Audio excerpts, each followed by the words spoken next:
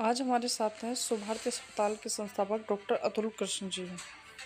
Sir, आजकल एक संस्था जो उत्तराखंड में अभी आपकी नई शुरू की गई है, सनातन संगम न्यास, बहुत चर्चित है। काफ़ी लोगों से सुनने में आ रहा है कि इसमें आप लोगों को जोड़ा जा रहा है। इस विषय में हमारे दर्शकों को बताएं कि आपका सनातन संगम न्यास को बनाने का क्या उद्देश्य है। जय हिंद आशा जी।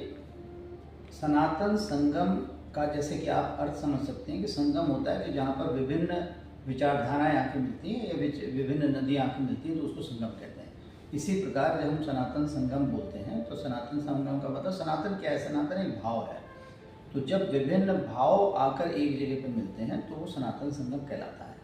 इसी को लेकर हम लोगों ने सनातन संगम एक न्यास की स्थापना की है। हमारा उद्देश्य ये है कि जो सनातन भाव हैं, जो तथागत भगवान बुद्ध ने जब अपना पहला उपदेश दिया था सारनाथ में, तो उन्होंने इसको स्पष्ट किया था कि सनातन क्या होता है। तो उसमें उन्होंने ये स्पष्ट किया था कि जिस मत के अंदर प्रेम, करुणा, मैत्री, समानता, सद्भावना और समन्वय के भाव हो, वो सनातन है। तो हम जब देखते हैं तो हमारे जो भारतीय मत हैं जितने भी, जिसमें आप हिंदू कह लीजिए, हिंदू चाहे वो मूर्ति पूजक हों, चाहे वो आर्य समाज में हों, जैन, सिख, बौद्ध, लिंगायती या अन्य जितने भी भारतीय मत हैं, इन सब के अंदर ये पांचों और छहों भाव इसमें है: प्रेम, करुणा, मैत्री, समानता, सद्भावना और समन्वय।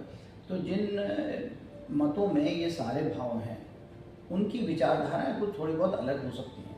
तो हमारा कहना ये है कि उनको सबको एक स्थान पर, एक मंच पे आना चाहिए, और जब वो एक मंच पे आ जाते हैं तो संगम हो जाता है। तो इसको हम लोगों ने सनातन संगम कहा है। और इसका उद्देश्य ये है कि समाज को एकीकृत करना। जैसे कि आप देखेंगे कि राजनीति में क्या होता है कि अपने स्वार्थ के लिए, अपने लाभ के लिए विभिन्न प्रकार की योजनाएं बनाई जाती हैं। अभी आपने पिछले इलेक्शंस में देखा होगा कि कुछ दलों ने जाति के आधार पर, धर्म के आधार पर, क्षेत्र के आधार पर किसान मतगणना होनी चाहिए और उनको अपना हिस्सा मिलना चाहिए। तो समाज को तोड़ने की बातें हैं। हमारा पूरा देश, समाज एक है, उसको जोड़ने की जरूरत है। तो कौन जोड़ेगा? हम ये उम्मीद करें कि राजनीतिक लोग इसको जोड़ेंगे तो नहीं होगा। मैं उनको ये नहीं कह रहा कि वो गलत है, उनकी अपनी सोच है, क्योंकि उनकी सोच है राजनीति ऐसी नीति बनाना जिससे कि राज मिले। तो उसमें चाहे समाज टूटता हो चाहे जुड़ता हो, इससे उनको कोई मतलब नहीं होता।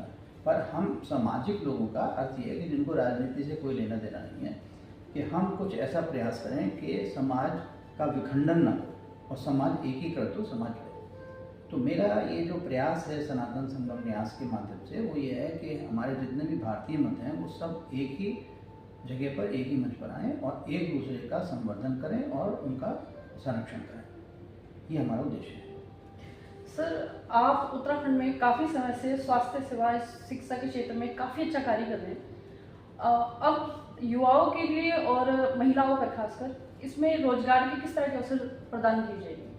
अच्छा जी, जैसे कि आपको पता ही है, आप जो स्वयं ही कहा कि यहाँ पर हम लोगों ने बहुत बड़ा अस्पताल झाझरा में खोला हुआ है।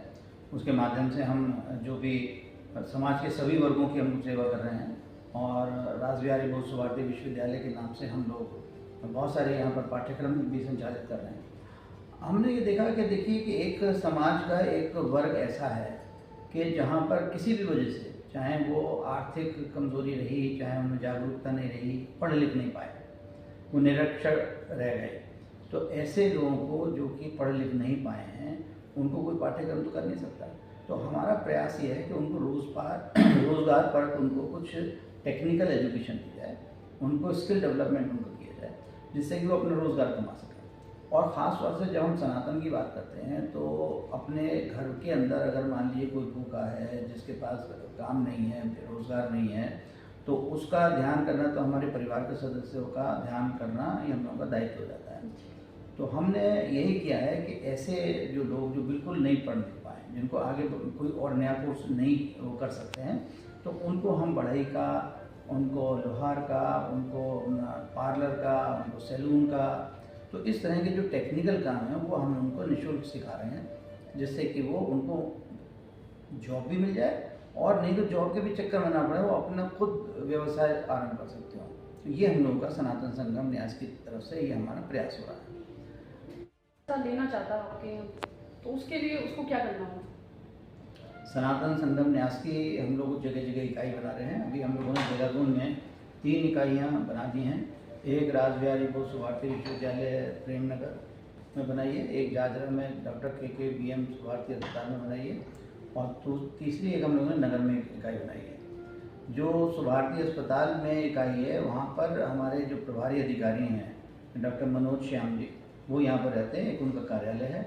उनके माध्यम से कोई भी वहाँ उनको संपर्क कर सकता है और उनसे आवेदन पत्र मांग सकता है, और आवेदन पत्र को भरना पड़ता है, और आवेदन पत्र भर के हमारे पास विभिन्न प्रकार के सदस्यता है। सामान्य सदस्य है, न्यासी सदस्य है, वार्षिक सदस्य है, वो किसी भी प्रकार की जैसा उसको उचित लगे वो सदस्य बन सकता है। सर इसकी सदस्यता के लिए क्या कोई शुल्क रखा गया?